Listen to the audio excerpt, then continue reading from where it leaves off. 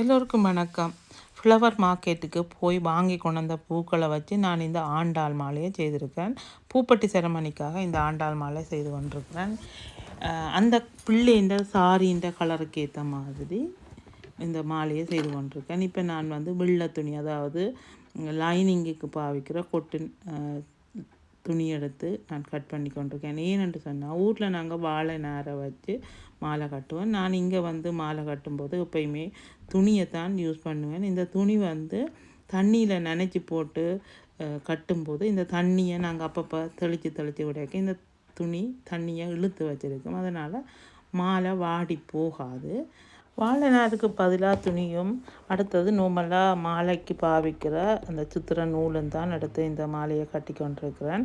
எப்படி இருந்தாலும் இந்த மாலையை கட்டிட்டு வெளியில் வைக்க இயலாது, ஃப்ரிட்ஜில் தான் வைக்கணும். வெளியில் வச்சோம்னு சொன்னால் இது வாடி போயிடும்.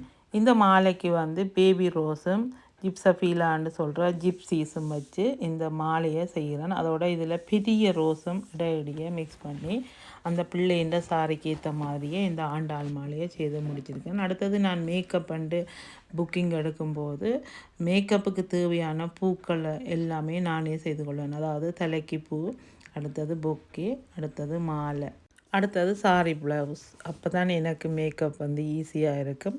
இவர்கள் ஆஸ்திரேலியாவில் தான் வாழ்கிறார்கள். ஆனால் 2 மாதத்துக்கு முதலே எனக்கு இப்படி தாங்கள் லண்டனுக்கு வாரம் இங்கே மகளுக்கு பூப்பட்டி செரமனி செய்ய போகிறோம்னு சொல்லி என்னட்டு புக்கிங் பண்ணினவ.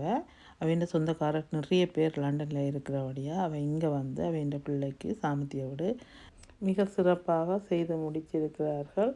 நான் செய்த ஒர்க் எல்லாமே நீங்கள் பார்க்கக்கூடிய மாதிரி இருக்கும். சாரி ப்ளவுஸ், கொண்ட மாலை, பொக்கே, ஆண்டாள் மாலை இவையெல்லாம் செய்திருக்கிறேன்.